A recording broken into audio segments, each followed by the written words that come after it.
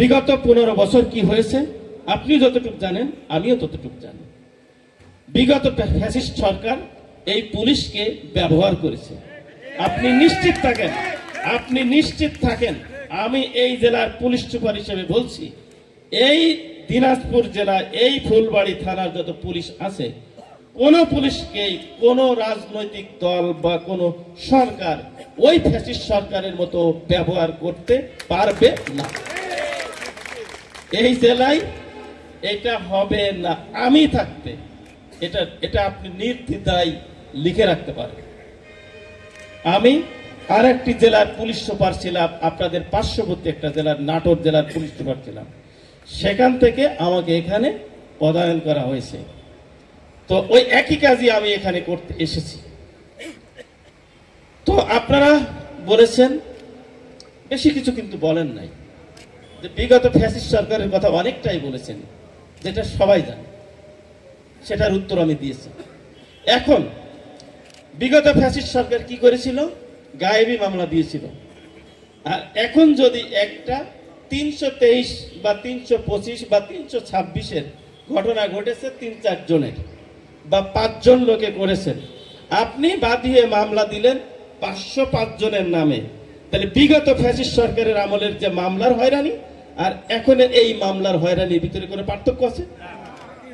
এটা তো ভাই জোরে বললেন না, একই হলো। তাহলে একই কাজ যদি আপনি করেন তাহলে হাসিনার কি দোষ ছিল? কথা কি বোঝা গেছে? এইটাই। এখন আমি এই জেলায় যোগদান করার পরে বিগত কয়েকটা মামলা দেখলাম, একটা মামলায় 103 জন আসামি, যিনি বাদী তার একজনের নামও বলতে পারেন না, একজন আসামির নামও তিনি বলতে পারেন না, তিনি হচ্ছেন বাদী হয়েছে। তাহলে আমাদের এই কার্যক্রম যদি আপনি এখন করেন, তাহলে হাসিনার আমলে যেটা হয়েছিল গায়েবী মামলা আর এই মামলার মধ্যে কোনো পার্থক্য আছে? আমার দৃষ্টিতে কোনো পার্থক্য আমি দেখি না। এই জন্য আমাদের সকলের জায়গায় সকলেই সচেতন হই, যেন ফ্যাসিস্টের কোনো আচরণ যেন আমাদের ভিতরে না থাকে। আপনারা পুলিশের দিকে বলতে চেয়েছেন, একটু বলি, বাংলাদেশের অনেক অর্গানাইজেশন আছে। বাংলাদেশের যে অর্থনীতি, এই অর্থনীতির ব্যয় ম্যাক্সিমামটা হয়েছে এই সড়ক পথে, সড়ক মেরামত, সড়ক তৈরি, নতুন সড়ক তৈরি, সড়ক মেরামতে এবং যোগাযোগ ব্যবস্থা। আর ওই সেখানে যেহেতু বলেন না যে ভাই এই রাস্তায় তো 100 কোটি টাকা বরাদ্দ হয়েছিল, কয় টাকা খরচ হয়েছে একটু বলেন। সেখানে তো বলেন না ভাই, সেখানে তো কোনো ব্যবস্থাও নাই।